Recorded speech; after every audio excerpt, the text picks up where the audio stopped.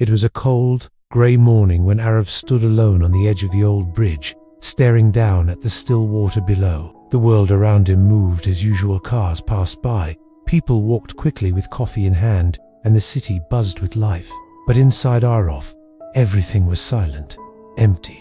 He couldn't feel anything anymore, except the crushing weight in his chest and the thought that maybe, just maybe, it would be easier if everything just stopped. Only 6 months ago, his life was full of promise. He had a good job in a growing company, dreams of starting his own business, and plans to propose to his girlfriend, Ria. But life doesn't always go as planned. The company collapsed. Layoffs came without warning. Savings vanished in a few short months. And Ria, once the light of his life, slowly began to drift away. She said she needed space, but he knew the truth. She didn't know how to handle his sadness, and neither did he. Every day became a battle. Smiling became exhausting. Getting out of bed felt like carrying the weight of a mountain. The rejection letters kept coming. Doors closed. Calls went unanswered. His confidence disappeared. His laughter faded. He watched his dreams, one by one, slip through his fingers like sand, and he couldn't stop it. That morning, Arav didn't plan anything. He just walked. He left his phone behind, didn't write a note. He wasn't even sure if he was truly ready to end his life, or just tired of living it. He reached the bridge and stood there, watching the river flow beneath him. The water didn't stop. It just kept moving, unbothered, indifferent.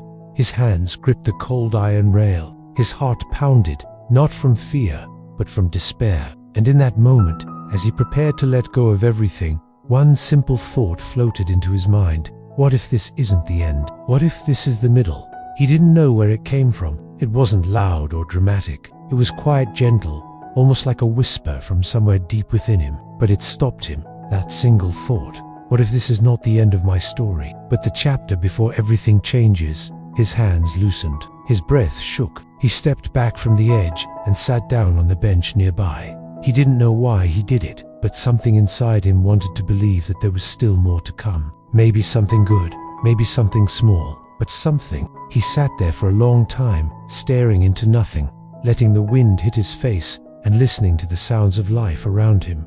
Children laughing in the distance, a dog barking, a vendor calling out for chai.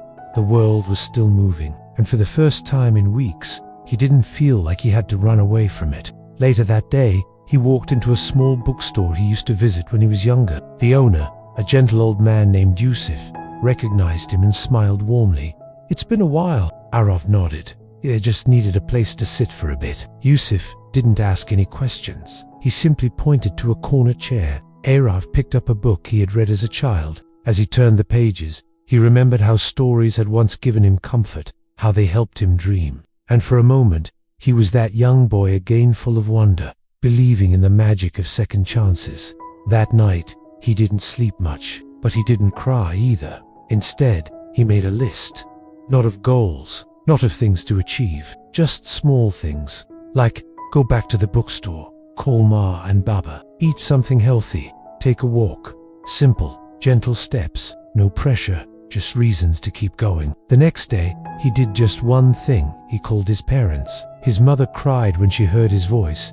His father, usually silent, said, "Come home for a while. You don't have to go through this alone." He packed a small bag and took the train back to his village. The air was fresher there, slower, kinder. He helped his father in the garden, sat on the porch drinking tea with his mother, took long walks in the fields he used to play in as a boy. Each day, the weight got a little lighter. He started writing again, not big things, just thoughts, feelings. He wrote about that one moment on the bridge, the thought that saved him. He shared it anonymously online, and people responded. Strangers from around the world messaged him. "I felt the same way. Thank you for writing this. Your story gave me hope." He realized he wasn't alone. That pain, as heavy as it feels, is something we all carry in different forms. And sometimes, all it takes is one thought, one shift in perspective, to keep someone going. Months passed. He got a freelance writing job. Nothing big, but enough to give him a sense of purpose. He moved back to the city, but this time, he didn't try to fix everything overnight. He allowed himself to heal slowly. Gently, he learned to sit with his sadness instead of fighting it. One day, while giving a talk at a small community center about mental health. Someone in the audience asked, "What was the turning point for you?" Arav smiled and said, "It was just a thought, a small one, but it changed everything. I was ready to give up.